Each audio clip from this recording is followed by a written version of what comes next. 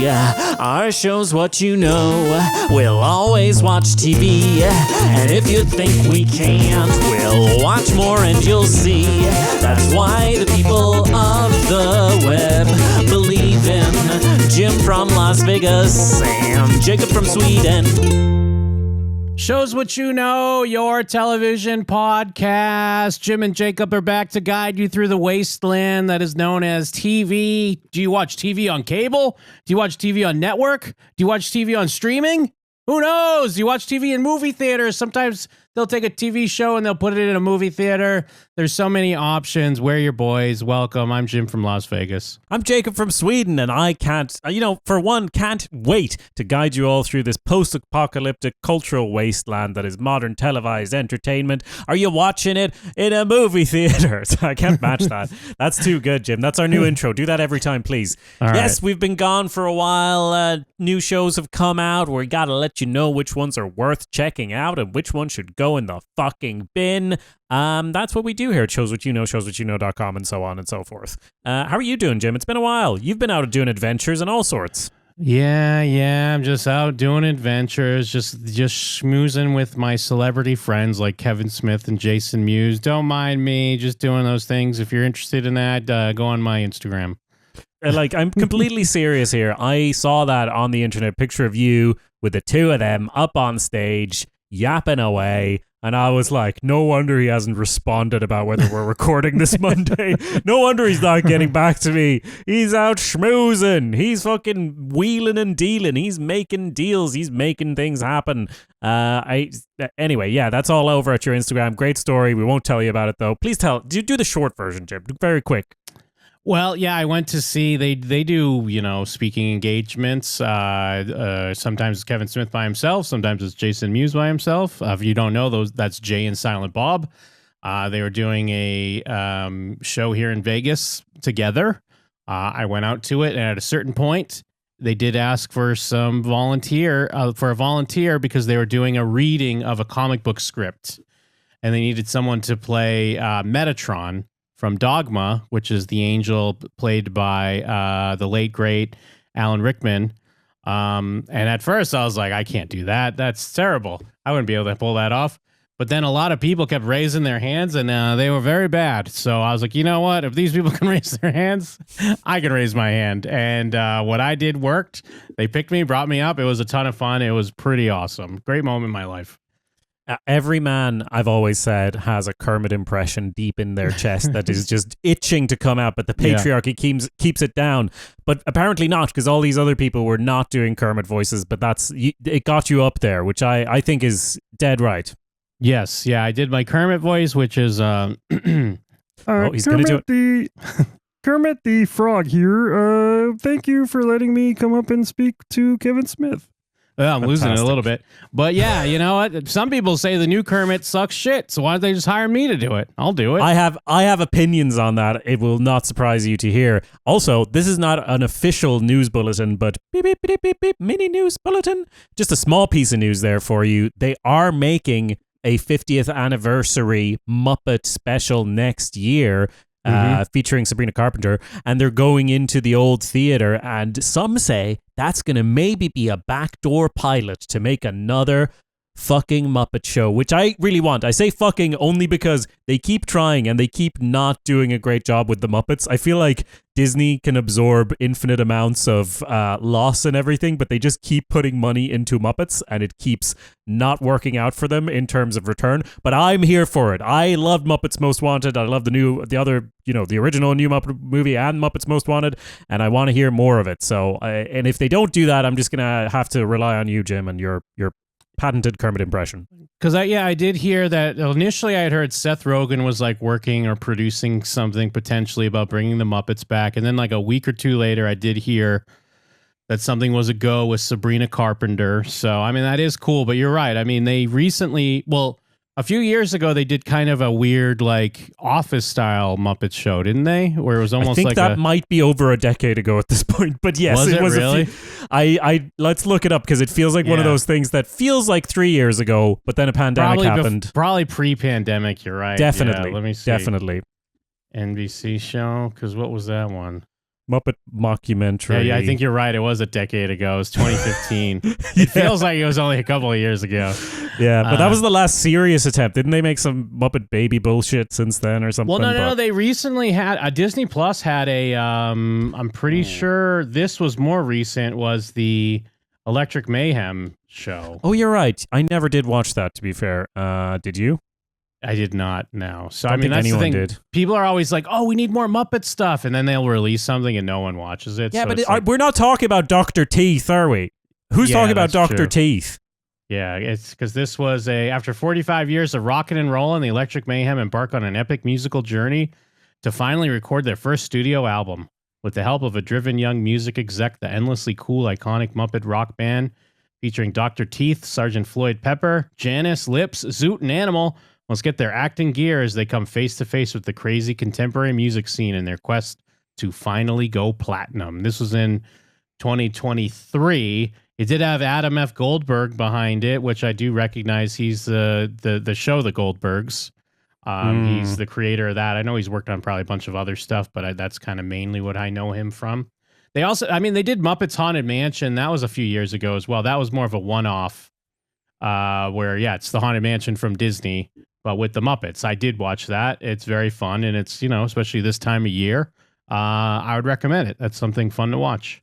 They also did some weird Disney Plus like viral videos thing, but you're right about the Kermit voice. It's been fucked up. Actually, this is I was about to say, I was literally about to start this with everybody knows this, but it's not true. This is not a thing that everybody knows. But basically, in Muppets Most Wanted, part of the plot is Kermit is replaced by an evil Muppet, the Ibelen Froggen, and then the person who does the fake voice does literally like the evil Kermit voice. They fired the main Kermit guy, replaced the Kermit that is currently voice acting him with the guy who plays the evil one in that movie, and he's not good at it. Like literally, yours is just as good, or even better, dare I say? So yeah, I'd say better. Honestly, I would as well. And so would So Silent they Bob. literally replaced him with evil Kermit. That's kind of funny. It is honestly fascinating, but we don't have time for this, Jim. We have to get into what we've been watching. It's been so long. We have so many things to catch everybody up about. Well, real quick, it's big shoes to fill because Jason Segel did the Muppets like perfect justice with that movie that came out a while back. So let's see what you got, Seth Rogen. Like, you're not going to have Hollywood kissing your ass because of all your stupid inside jokes that you threw in the studio and they gave you 1 million awards for it. Get out of here. Yeah, I will say this. Muppets Most Wanted, I watched that for the first time in March 2020, and I went to sleep watching that and woke up to a world that had been completely locked down. And so it's always going to have a special place in my memory. Okay, so wait, what were we moving on to? Jingles. Oh, yes, you are correct. What TV shows have you been watching? Tell me, I gotta know.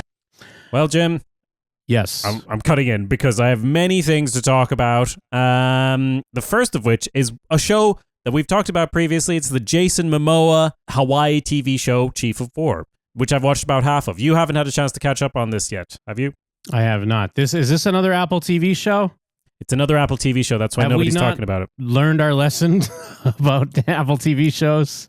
What about them? They're always great. Is that what you're? They are pretty good, but no one knows anything about them. Well, that's why I'm here to tell you about it. So, Yes. Chief of War, I watched the first episode and I wasn't too impressed. It does look gorgeous. Like, if you don't know anything about it, it's set in Hawaii. It's a historical war drama type thing. It's about the unification of Hawaii. It's set in the late 1700s, that sort of thing. But yeah, first episode, I wasn't too impressed. Now, it does look gorgeous. It is obviously like all shot on location, and they have an incredible amount of like cultural background and knowledge put into the film. Like, it's all like as genuine as they can make. All of these war chants and canoes and all of this stuff, you can really feel the weight of all of that. And there is a big battle in the first episode that looks really good. There's lots of nature and culture. They've put a lot of effort in, but first episode anyway, you know where the narrative is going the whole time. Basically, there's this king of Maui, one of the islands, who wants to unite the islands by force. He's eradicating all the bloodlines other than his own, and there's a betrayal in the first episode. You see it coming. It all starts out very simple, and your enjoyment from the start is really dependent on how much you want to see Jason Momoa being all buff and cool, because literally the first scene is him killing a shark with his bare hands, which sounds like it's shot nice. It's not as silly as it sounds. And this is, like I said, with the culture and all of that, the background and the history, this is an actual thing that they would have done. So they're depicting how they would have hunted sharks, basically. But it is also Jason Momoa being buff and cool and doing it. And in the first episode, you do meet some other characters, but they do feel kind of like sidekicks to him because he's massive and has a big, hulking personality. And Jason Momoa is essentially a co-writer on every episode and kind of the creator of this show, it looks like. Yeah, he is super involved and has wanted to make a sort of Hawaiian Braveheart for years and years and years. And originally the idea was to maybe make a movie, that sort of thing. But he's got a couple of other co-writers and creators with him. And I think they had a realization of, let's actually... Because in history, I'm not going to get into the history of it, but they were basically like, let's not make him the most important character in history. He might be maybe the most important character in the show. He's the biggest star in the show, certainly. But I think it was kind of a good idea because, as I said, big personality, big on screen, and the first episode is all like Jason Momoa being cool, and he's still being cool after that. But by the end of the second episode, I'm a lot more drawn in because he gets separated from his crew of sidekicks. He kind of goes off and does his own adventure for a while, which I think is great because it gives space for the other characters to sort of come to the forefront. And he's not the most historically important character in the show. He's not Mel Gibson casting himself as William Wallace. Like, he's still important. Mm-hmm. He's still badass and cool and does a lot of cool stuff. But it's kind of helps that he goes off and does his own thing, because before then I was just like, okay, there's Jason Momoa and then a bunch of other people. And in retrospect, I think they actually did a good job in the first episode because, as I said, it's a very simple story, but they are introducing a lot of characters, a lot of stuff going on, and it feels like it's building complexity. I'm halfway through the season, so I haven't watched the whole thing yet, but I get more drawn in.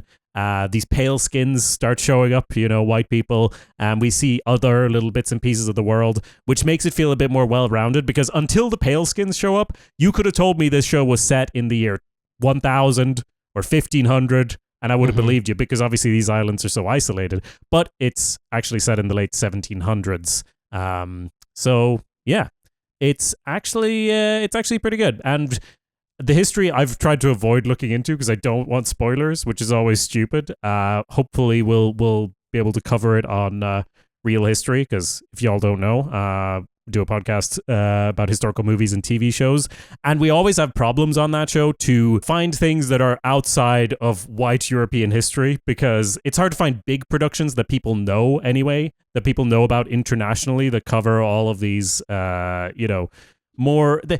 basically we're stuck in Braveheart and just doing European history and knights over and over, and like we try to branch out, but because Hollywood, if Hollywood goes to Japan, they're bringing Tom Cruise and making him the main character, so it's really cool that this exists. I haven't finished it. I can't give a final call on it, but halfway through, I'm actually really enjoying the season so far. Looks like Tim Van Patten's a producer on this. I don't know if he actually directs one of the episodes or not, but I mean, he wrote 20 episodes of The Sopranos. I believe he also wrote the Pine Barrens. So that's cool. It's cool to see him involved. I'm just kind of like skimming through some of the stuff on here. I mean, this is a Jacob show. I mean, this is not like, if you listen to this, like Jacob's always like, "Oh, what's this historical drama that's coming out?" And I'm like, I don't know. Yeah, but I know it's Apple TV, but surely some people must have heard of this. I mean, it's on Apple TV, so it's and a huge budget, getting critical acclaim, but I don't know. I think a problem, and maybe I'm wrong, and maybe this is borderline prejudice or something, is that because Apple TV is not known for a lot of things, but there was also a Jason Momoa show called C, and I know that's different. Obviously, it was like sci-fi or whatever, but it's if you're only like not paying attention and you're seeing this thing, you're like, oh, that's that show he's already got on Apple TV. You know what I mean? Because at least that's what I did. And I think I did hear another podcast almost mention that, like, but because that's different. That was more what, like in a future where everyone's blind or something like that. And that was a few years ago at this point. But that was like one of the main rollouts of Apple TV. So when that came out, that, at least in my mind, that became kind of one of the main things that tied to Apple TV as like an Apple TV original or whatever. Yeah, I missed that one, to be honest. Yeah, I mean, I guess it's also probably in terms of publicity and people knowing about it, maybe not helped by the fact that a lot of it will be with subtitles because they are speaking, you know, as close as they can get to what they would have spoken at the time. So, you know, I know not everyone is into that sort of thing. I watch everything with subtitles. Well, I need them even if they're speaking English, but, you know. So is this scratching like the Shogun itch? Is it kind of in that caliber, or what do you think? So far, not as good as Shogun, personally, for me, but I am really enjoying it more than I thought I did. And I wasn't going to finish it, but the more I've watched, the more I've enjoyed it, and that's always a great sign, especially for like something like this. That I haven't seen anything about it being renewed. I don't know if it's supposed to be a miniseries or not, and I don't know obviously how the season ends yet. But it's always a great sign when it feels like it's gathering momentum rather than slowing down, at least halfway through. So. Yeah, no, that's cool. And I'm sorry to put you on the spot, but like, how many? What are we looking at? 9 episodes at least. There's 9 episodes total, and they just dropped the last episode there. You were talking about directors, by the way. I was very surprised to see among all of these like very clearly Hawaiian names, there's just like Anders Engström, the most Swedish ass name, who's directed a couple of the episodes, and I had to look him up, and I'm like, oh yeah, I've seen Swedish TV shows that he made like 15 years ago. Good for him, I guess. He's off in Hollywood now, or Hawaii, as the case may be. Yeah, no, that's cool. I mean, it does sound cool, and I like Jason Momoa a lot. He's always solid in everything I've seen him in. I didn't realize, we had kind of had a passing discussion on this, and I've seen some, ads and stuff here about this show, but I didn't realize he was so heavily involved as far as in the production and co-writing all the episodes and kind of having the idea back in 2015. That type of stuff does get me a bit more excited to check it out. So that all sounds very cool to me.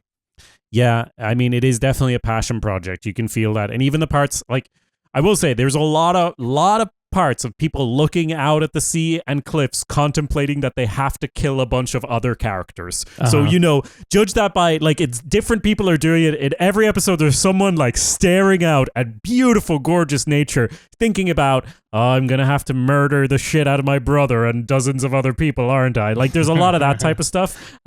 So, depending, it's not quite Game of Thrones. It's a more straightforward in its plot, I would say, than that. But yeah, the passion is there. There's a level of authenticity in that they're building like their war vessels from scratch using real local materials and historical techniques, which is one thing. But then on top of that, the action is great. Like the first episode has this battle scene that I was just like, this is just fantastic. I just let this wash over me as they're sort of taking this beach, and the way it's shot in like a really quick shutter speed.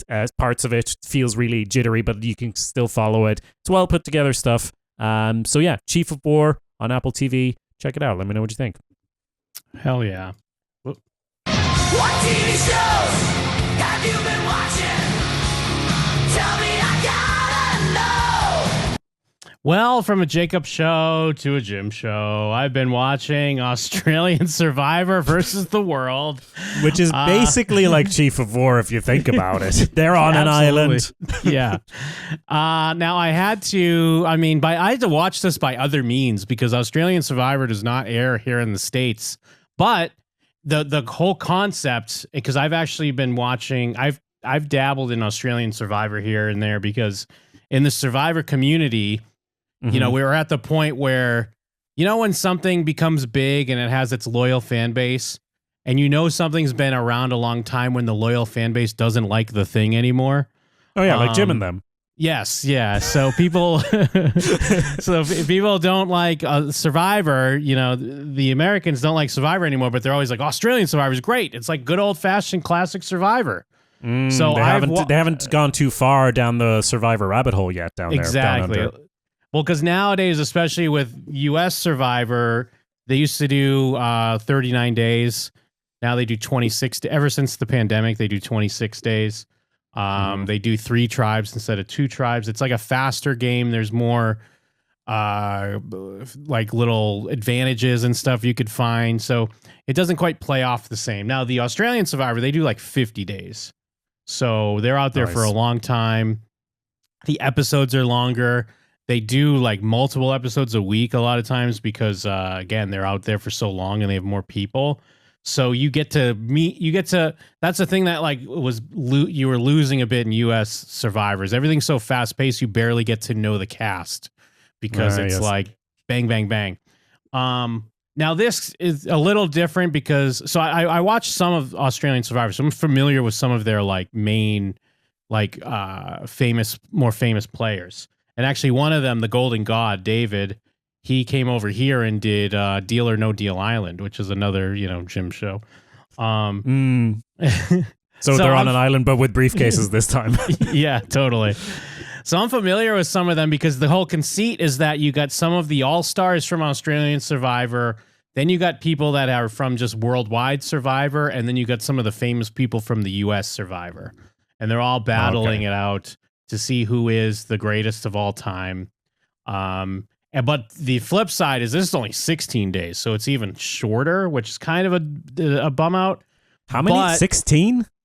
Yeah, 16 days on the island. Like that's a vacation. Like I have to get you a rip of Expedition Robinson. I've talked about this before. The original Survivor from 1997, the Swedish production. They were there for 47 days. Then later on, they went up to 66 days. I'm only just now hearing about these fucking fortnight survivors. 2 weeks. What is that? Come on now. No, I agree. Now, I mean, the plus side with this is that since you are already familiar with a lot of the people, you already have a baseline. Like you don't have to spend too much time like getting to know who's who and what and whatever. Like it's just fun seeing them interact because it's like fucking Marvel or whatever. When oh my god, it's that person. It's Smooks Magook came in and he's hanging out with Gorgonstein over here, and you never thought they would interact, but here they are. So it was fun. It's faster paced. It's already done. Like I think there was only 10 episodes, but it was all like the great players from both sides. So it was cool to see them interact, and it was cool. Like it still didn't go overboard with advantages that take away from actually like having skill and being able to endear yourself to people, to build alliances and test those alliances throughout the game. So yeah, I mean, I'm only mentioning it because the new U.S. Survivor season's starting up this week to kind of date when we're recording this. And this is the big launching pad. This is Survivor 49, which is a blessing and a curse if you're on that show because it's not Survivor 50. Yeah, Survivor 50's filming, or it's probably has already done filming. It's going to be airing in like the start of next year, probably around February, March. And that's the first season in a while where they're going to be bringing back a lot of heavy hitters. They're going to be bringing back, it's more of like an all-stars type season where you'll see some of the new generation mixing it up with some of the classic known survivors. Like even... I think what's his name's returning, the White Lotus creator. What's his name? I'm spacing on his name because he actually played Survivor. Yeah, Mike White. White. The creator of he also wrote like School of Rock. Like he's a known writer and he's played Survivor in the past. He's coming back for season 50, which is cool to see because he's out winning awards doing his show. Like if you watch White Lotus, which I don't, but there's always cameos from different Survivor people will pop up either in the background or have a line or something here and there. So that's always fun. But yeah, I think if you have the means to find it, if you're at all interested in Survivor, it's kind of a little mix of old and new. Even if you don't know the Australian people, it's fun to see them mingling with some of these international players and seeing how that works. Like, are the U.S. going to show people a thing or two, or are we going to be taught a thing or two about the game of Survivor? Very good. All right. Well, I'm not going to do a full feature on this one, but I want to ask you, Jim, because I have seen some of the Traitors Ireland, the Irish version of the Traitors. Yeah. Traitors, I feel like that's one you've talked about before, right? Traitors, that's the Traitors thing. is great. You like Traitors? Yes? Mm-hmm. Yes, I do. Cool. Well, I've been watching it, so I understand a bit more of it now. I've been watching the Irish Traitors, and I don't enjoy the social deduction games. It makes me uncomfortable.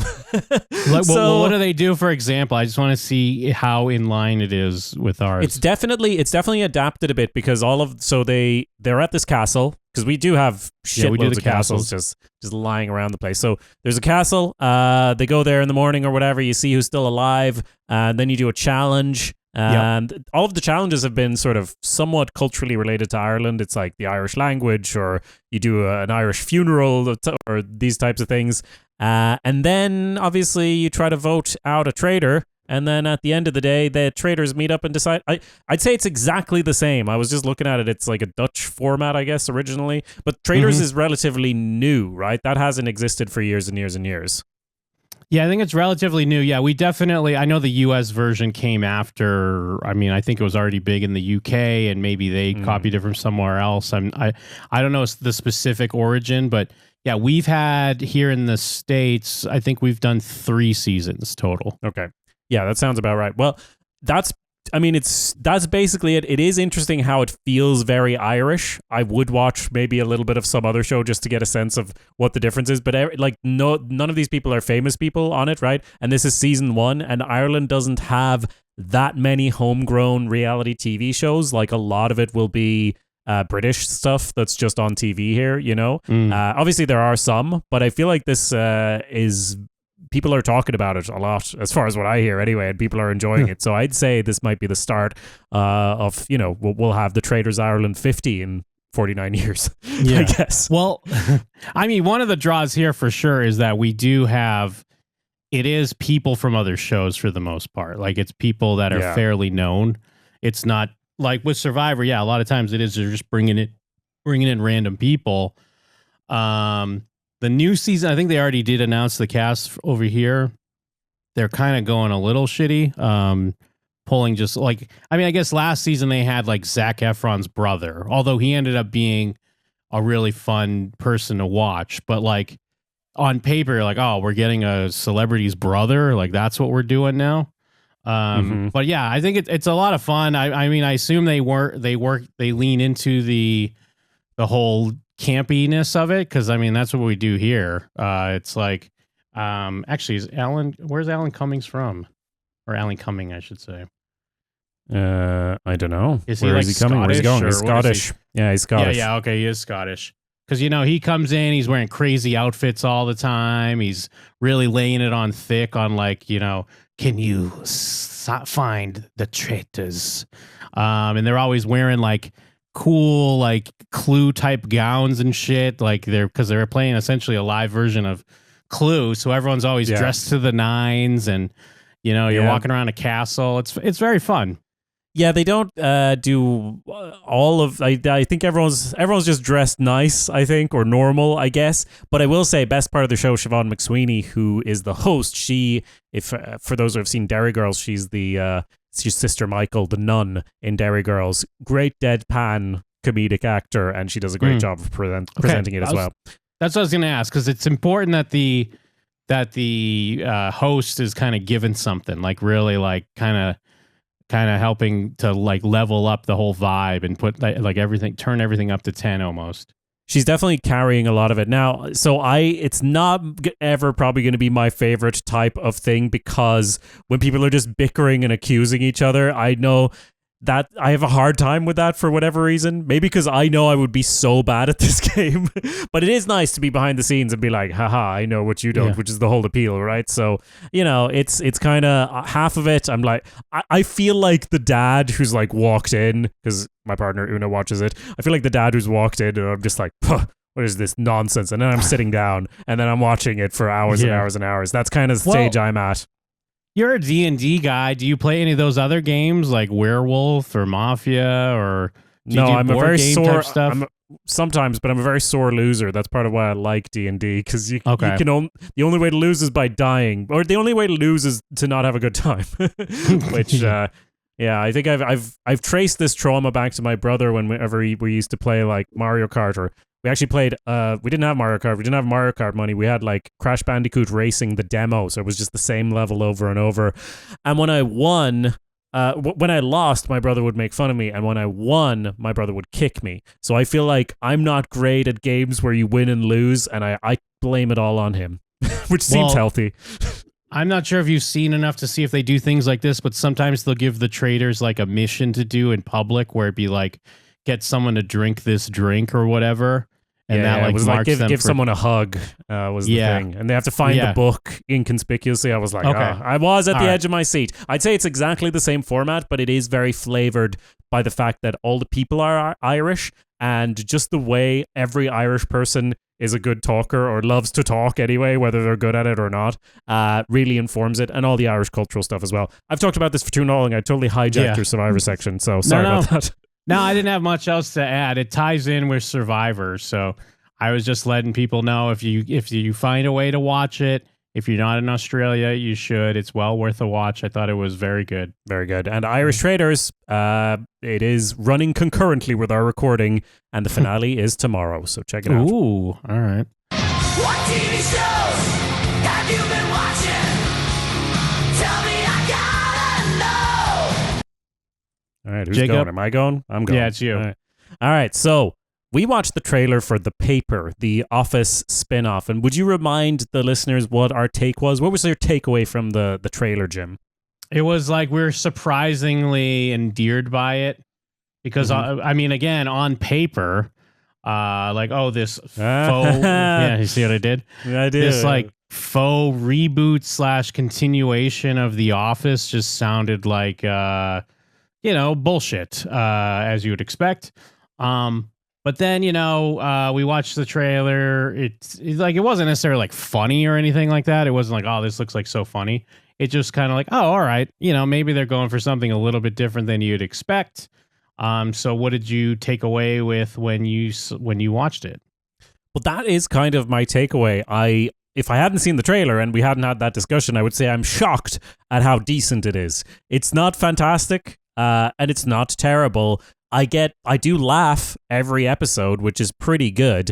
And it does feel like it's obviously leaning on The Office a lot. Like even the theme tune pushes it over the edge for me a little bit because it is so close to The Office theme tune. And I'm like, just take a bigger swing, guys. But in general, it is, surprisingly good. So Donald Gleason is like the new editor-in-chief of this newspaper, set in the same universe as The Office, but the only character that appears in it is Oscar from The Office is also in this one as like an accountant or whatever.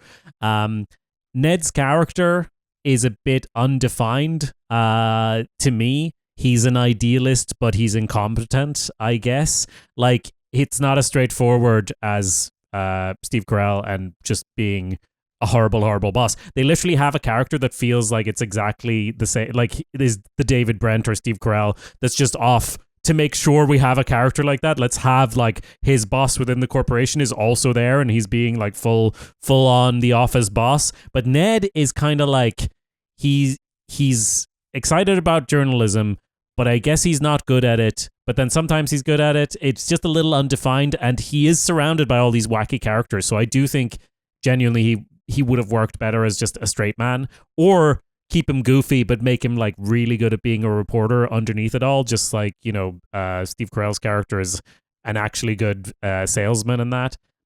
So I do find that he's a little all over the place, a little undefined, but I will say I really enjoyed Esmeralda, who is basically the acting editor-in-chief before Ned arrives. So she's now resentfully working for him and constantly scheming against him, and in a very like obvious over the top I have a big Italian accent kind of way. Like, she's larger than life in a way that actually works for the show. All of the other characters would be a little bit more toned down, even if they're, The Office wacky, but she's like fully over the top, but somehow manages to sell it to me anyway.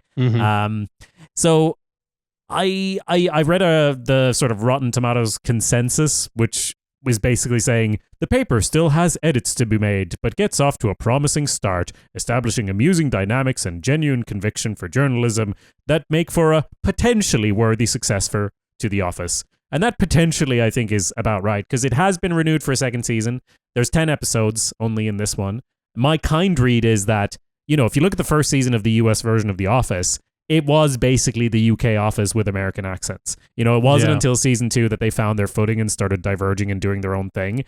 And the same thing could very much happen here. I think it's a little bit too close to The Office, but pretty much all of the actors managed to pull off like creating likable characters in a really limited amount of time if you compare it to like the 20 episode seasons we used to get back in the day. But some of the stuff like, we have to have a will they, won't they relationship. We have to have a boss that's really incompetent and stuff like that. It feels like they're doing all of that stuff and that's getting in the way of actually talking about, journalism or going out and doing other interesting stories. But it is possible that, I doubt season 2 will be 20 plus episodes. We're in a completely different TV landscape here. But it's possible that they'll use this base to build something that excels. But for now, I do give it a tentative thumbs up. It's a non-demanding watch that consistently delivers a few laughs here and there. And isn't that all we want from an Office spin-off, really? Yeah, and I imagine so all the episodes are out. They just released them all at once, which I don't know why I wasn't expecting that, but I appreciated it for this one. Yeah, it's easy to burn through a bunch of episodes. I was going to say the same thing, because obviously the first season of the U.S. Office was just kind of whatever. It didn't really kind of get going until the second, and I thought I had heard they'd renewed it. So I don't know. I don't know what kind of I don't know what chapter we're in when we're like, you know what, The Office sequel, not bad actually. Well, it's honestly like obviously there are some comedies being made. Some comedy shows are made, but it does feel like it's just making one that's okay. The bar is so low. Or like sometimes they're brilliant. Sometimes they're genius works of art, or they're absolute trash. I don't see as many they can't all be Nathan Fielder. Although, as we said, one of the producers behind How To with John Wilson is involved in the making of the paper, which is surprising. But maybe that's why it's somewhat funny. I don't know. There are good jokes in there. There are also bad jokes in there. There are good episodes. There are episodes where you go, let's go to the next one, and maybe the next one's good. It's a comedy show. Well, I mean, you did remind me. We are a couple weeks out. It looks like October 12th is the premiere of the new Tim Robinson HBO show, The Chair Company. So hopefully that's good. I don't know did we talk about this? I don't remember The Chair Company. We mentioned it vaguely a while back when it was like announced. But there is a trailer out, but it's like the story of William Ronald Trosper, who begins investigating a vast and elaborate conspiracy after an embarrassing workplace incident. So it sounds like, and I think you should leave sketch, but yes, we'll see how that plays out. I mean, the movie that Friendship that he came out with this year was also kind of like following, and I think you should leave character, and I actually really loved it. So I'm hoping the show, not to like, again, hijack your thing, but just to say, like, talking about comedies, we do have one on the horizon that I hope is going to deliver. Very good. All right. Let's move on. What TV shows have you been watching? Tell me, I gotta know. Speaking of Max, the one to watch for HBO Max, now known as HBO Max, formerly Max, the one to watch for HBO. I have been watching every time. I have been watching Peacemaker season 2. The first season of Peacemaker, I remember being like surprised at how good it was. Not that I should be. I mean, I really like James Gunn, but it was just the whole idea of, all right, a fucking another TV show Yep. spin-off. But then again, the same thing happened with the Penguin. We loved the Penguin. Yes. I think the Penguin took home some awards recently too, didn't it? It did. Good for them. But yeah, so James Gunn, I mean, again, and people have been like, not to be underappreciated, but James Gunn, a goddamn workhorse. He wrote and directed Superman, and also I believe he wrote this whole season, and directed a few episodes. Like, he did all of this stuff in the past like year, 2 years or whatever it is. Yeah. I mean, hopefully he doesn't burn himself out. But Peacemaker season 2, it's very good. I'm on board. The only thing I would say is they are kind of like the basic conceit of what's going on this season. For people that don't know, I mean, Peacemaker, played by John Cena, he was in the James Gunn Suicide Squad, which was still in the DCEU, which was, the Snyderverse, if you will.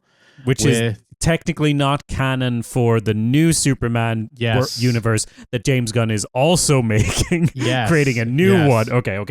Yep. I mean, James Gunn did like the slapping his dick on the table move of like, yep, we're doing a whole new universe, but all the stuff I worked on, we're bringing that over. Like, we're bringing my stuff over. None of this is canon except my shit. So Peacemaker in the Suicide Squad movie was essentially kind of like the villain of the movie.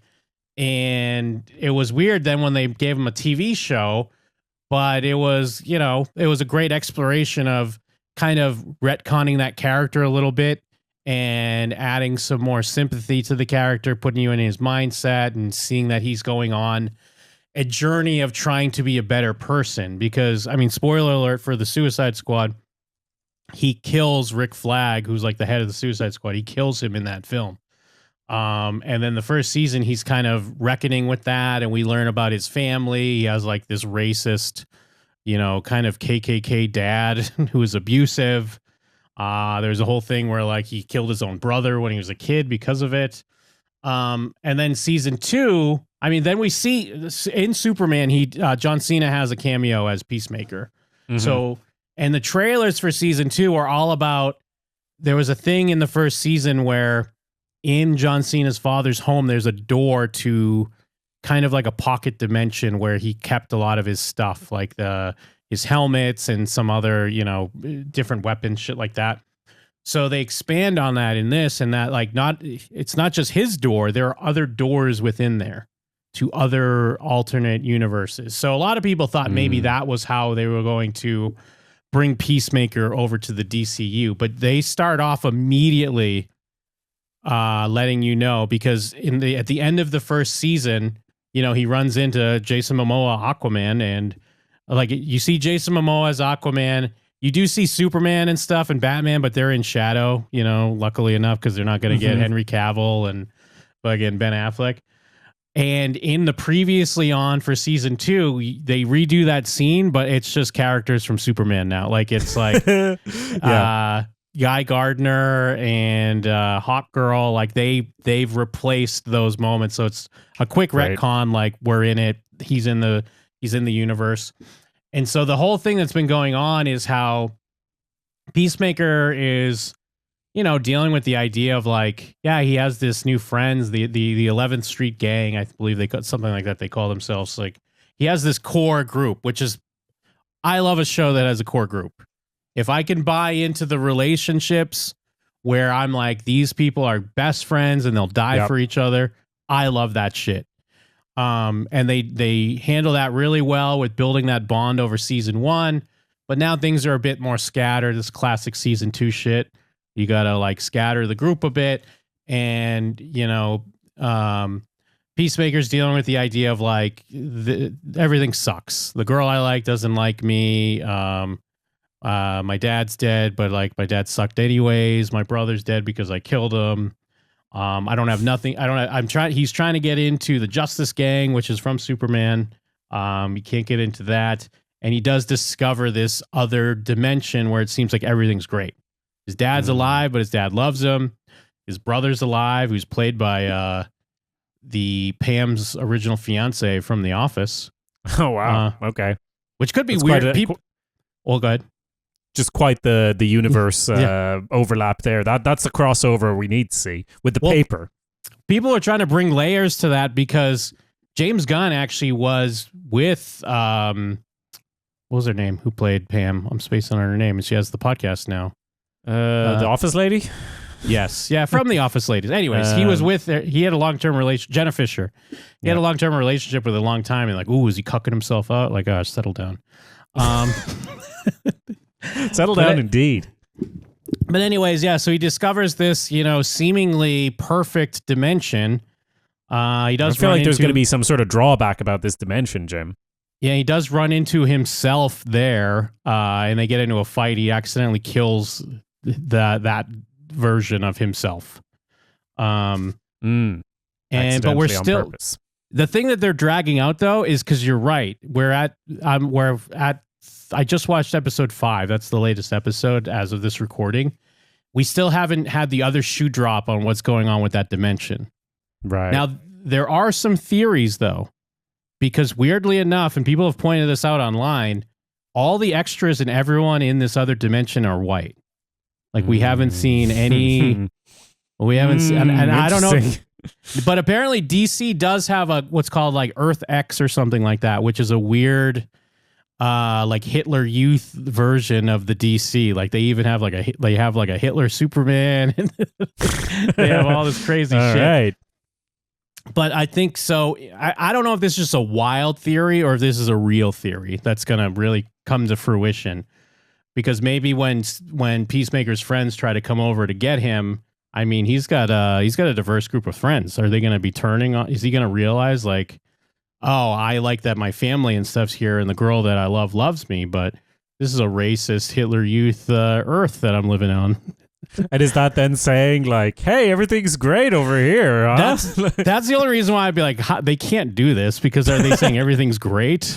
Yeah, weird. But I mean, it's James Gunn though. Didn't he make Super? Like he did make Super. Yeah. Yeah, like he's still got that DNA. And, you've kind of sold me on this show now, to be honest. You probably told me about season 1 of Peacemaker and it didn't quite stick. But I've just recently seen the James Gunn Suicide Squad movie for the first time, like in the last 6 months or whatever. And I've watched the new Superman as well. So now I feel like I have more of a clue of what you're talking about. And my main takeaway here is I'm shocked that James Gunn just hasn't gone full Taika Waititi on this, because he wrote all of season 1 and 2 of Peacemaker I'm looking at, and obviously Superman. He's making so many things. Like, how has he not become a parody of himself? And is this maybe the show where he does that? There's still a few episodes left. I don't know. It could be. I'd say well, there might be some other DC shows that I haven't watched, but like DC is already 2 for 2 in my mind between Peacemaker and the Penguin. Like destroying Marvel. Like Marvel TV shows are trash. Like they're garbage. And maybe it does help that some of these shows have more of a, artistic vision behind them. I mean, I know you can laugh and scoff at the idea of like an artistic vision behind like a comic book property or whatever, but no. It does feel at least that they're trying to do something. At the very least, it's a risk. Putting out Superman, which is clearly like an optimistic film, it's 4 families, 4 kids. And the next tie-in thing is this hard R, like in the first episode of Peacemaker, we're already kind of in like the boys orgy territory where there's cocks flopping everywhere. And because Peacemaker's depressed and he's just having big sex parties at his house and shit. So, all right. I'm really sold. But yeah, I mean, so far I'm on board. I love that they do the dances for the theme song. This season has a little different one. Dances? They're dancing? Oh, did you watch any of the first season? No, not a single. One of the things with the show is they have like I think both times it's been a Foxy Shazam song, but the intro credits, it's like all the characters are doing a synchronized like, Broadway-esque, like it put in a simple bad version dance. And it's it's very charming. And they'll come out in packs of like, oh, the people that are in this storyline all dance together. And then the people that are involved in this group all come out and dance together. And you got his Eagles dancing at a certain point. And they switched it up a bit. It's a different song, but it's a little bit more because I think the song is a little bit more bittersweet because I think the season as a whole is kind of going for that vibe. I think it just works. It's one of those shows where I'm not skipping the intro. Like I watch the intro because it's fun. Great. Okay. Yeah, I'm actually sold. I'm going to check it out. Hell yeah. Yeah, I think it's well worth it. And I hope they stick the landing. And I mean, yeah, James Gunn's they already announced it's kind of a Superman sequel, but not really. It's called Man of Tomorrow, but the Man of Tomorrow might be Lex Luthor. That's coming out in 2027. So this motherfucker is not slowing down. Fantastic. What TV shows have you been watching? Tell me, I gotta know. Well, Jim, I've watched a little show called Wednesday Season 2, the Addams Family TV show, long awaited. I originally watched Season 1 of this show about like a year after it came out or whatever. So it originally came out 2022, and I watched it in like 2023, and I've still waited 2 years to get this second season of Wednesday. If I could cut in real quick on your thing, it is funny because recently I did say to my fiance, I was like, you know what? Since it's Halloween season, maybe we should finally watch Wednesday. Because I was kind of rebellious against this show. When it first came out, I remember I was annoyed because it came out like 2 weeks after Halloween. I remember you talking about that. I also remember you saying like last year you were like, you know what, I'm gonna give it a chance. Then last year I was like, well, the new season's not even out, might as well wait for the next season now at this point. And now they got, I mean, you're not in the States now, they're tied in with Wendy's fast food. You can get the Wednesday Addams meal. I hate that. That's bad. That's bad. They have cereal. They have Wednesday Addams cereal in the stores, but it's who's her friend who's like the opposite of Wednesday? Enid. Her name's Enid. But Enid's on the cover. They should be kissing. They're not kissing in it. That's lame. Jim, I have bad news for you. It is unfortunately not a good show. I can confirm this. Now, I already knew this having watched the first season. It's not necessarily meant to be a good show. It's a young adult version of the Addams Family. It's set at a magical school for outcasts, which is just their catch-all term for like, we've got fucking what's her name with the snake hair, Medusas and whatnot. Yes. They turn people to stone. We got sirens that can kind of, like the ones that sing. We got people who can make stuff float and invent shit. We call them Da Vinci's. They've got like, these are all ingredients that I should and actually do love. I love a magical school. I love these big concepts. I love a young adult version of a thing, and they do big high concept stuff. They do stuff like body swap episodes, classics of the genre. They do a summer camp episode where they all go off to a summer camp. They pick up and play with a lot of tropes, and I'm very much up for all of this. Big ideas, all that stuff. It's just not very well written is the problem. Like, there's lots of great actors in it, and in season 1 it's hard to tell. It's been 2 years for me, 3 years for everyone else. I think it was always this, and I just kind of not that I forgot, but there are some lines in this that are just really hard to swallow where I'm like, you could have written a better line, and it feels like intentional that you didn't, because you want it to be a show for children, which is fine. I just want it to be a show for young adults and me, and instead it's for children and young adults. That's what it feels like, the way it's put together. One positive is, first season, they tried to do a bunch of like love triangle stuff. There were like 2 boys, and it was like, which boys Wednesday gonna get with? And I think everyone was like, that's just not like what the Addams Family and Wednesday Addams is all about. And they just fully ditched that. There's just like literally one of the characters, they give a send-off that's like, he's transferred to Switzerland. Like, he's gone away now, and he like appears he sends one letter for plot purposes, but that's about it. So there's not as many boys vying for Wednesday's attention. Instead, she has a weirdo stalker who is a bright spot for me, just a complete psychopath girl who's obsessed with Wednesday. That's nice. Steve Buscemi's in it. There's a lot of people in it. Lady Gaga's in it. Gwendolyn Christie's back. Just basically a lot of really good actors. Obviously, you have Catherine Zeta-Jones as the mother, and Luis Guzman as the father. And in this season, the family moves to the school. it's supposed to be like she goes off to this school, right, and goes on wacky hijinks adventures in this magical school. But now her mother and father just kind of live at the school and are just around all of the time, which makes sense because obviously they're great actors. Why would you not want them around? But they also just have various other guest stars. They have Billy Piper in there. As I said, Steve Buscemi, he's the new principal. And it just feels like such a waste because obviously, like, he's a villain. Like, spoilers, clearly he's a villain, right? But they don't give him that much to work with. I'm like, what a waste. Steve Buscemi's in like every episode of this, and he doesn't do much because he can't do much because there's just not that much interesting stuff happening. And her younger brother, Pugsley, there's arguments to be made for, do you keep the original actor, right? If there's been a few years and he was a young kid in the first season, do you keep the original actor? Do you get someone else? Unfortunately, this kid just cannot act very well. And most of the characters in this show are very flatly written, but the actors bring those characters to life because they can be very charismatic in one way or another. That's kind of what this show rides on, whether that's Enid, like we mentioned, or Wednesday herself, or whoever. It's just like the lines aren't necessarily that good, but they bring a lot of energy and charisma to it. But then you also have characters like Pugsley, the younger brother, who every time he's on screen, and he's on screen a lot, I'm like, oh my God, he's just... He just needs a kick up the hole. He just needs to be sent away and not take up time in this show.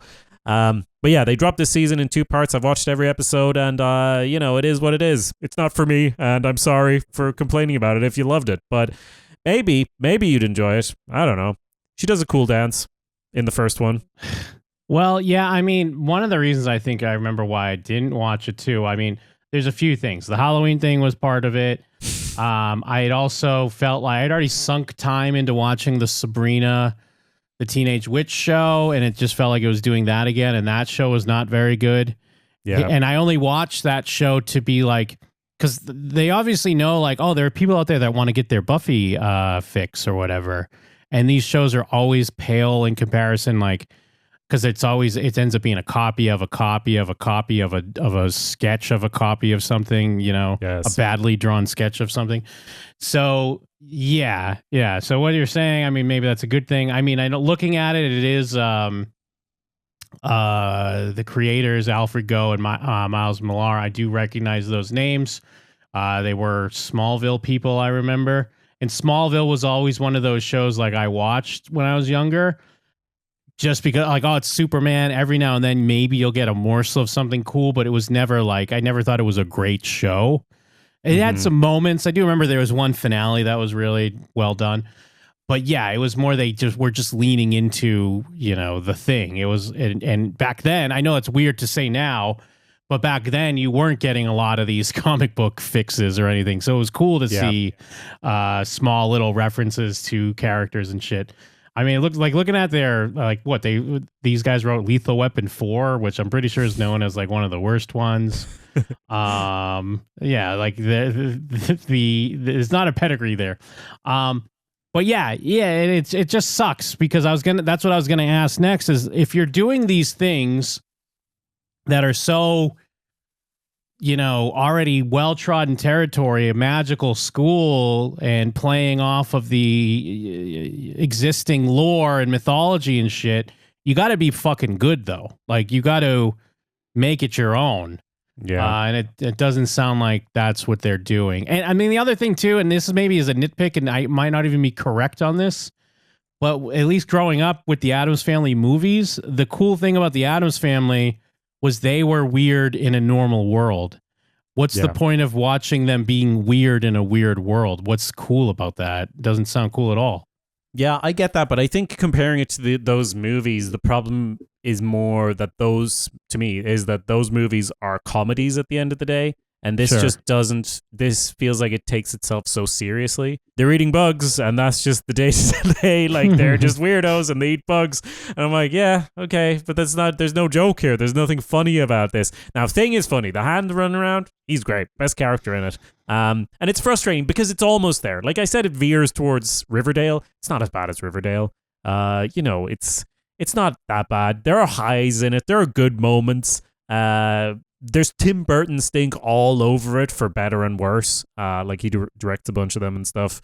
So there's a lot of that there, but like in the same way that Tim Burton's done a lot of good stuff and a lot of bad stuff, you know, it doesn't all balance out. I watched all of it, mostly didn't enjoy it. I will watch all of season 3. You know, that's kind of where I'm at. It's one of those shows for me. Well, it's interesting you saying like those movies are comedy, and I know this isn't just a Wednesday problem. This is an award problem in general, but for the Emmys, it was nominated for Outstanding Comedy Series and Outstanding Lead Actress in a Comedy Series. So it's not a comedy. Like it plays it fully straight, all of it. And yeah, maybe there are fun moments and stuff, but it doesn't feel, it feels like a, you know, young adult supernatural school thing. There are fun things in it, at times, but it feels like they're accidental. All right, maybe I won't watch it.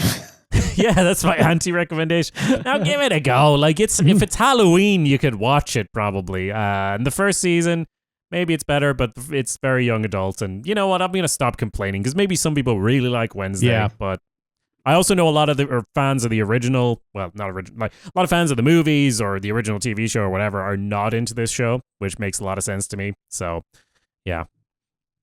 Okay, because I mean that is my thing. I mean, I liked the movies when I was a kid, like the Addams Family and the Addams Family Values. Like, yeah. And if they're not, giving you should me watch that, it. You should watch it. Tell me what you think. I could be wrong. All right, maybe I will. You know what? Don't threaten me with a good time. I'll watch an awesome show. Yeah, yeah. I think that about does it then. I mean, it's just kind of what we've been watching. Yeah, we had to do a watch you've been watchings. We can't get too deep into the news because there's been a few shows that we've had to get to. I was looking at what's coming up as well. Like obviously there's some big things like your Stranger Things and whatnot later in the year. But coming up right now, if you're not keeping your finger on the pulse, like literally the week we're recording this, there's going to be this new show, House of Guinness, historical drama, a Jacob show, as you would say.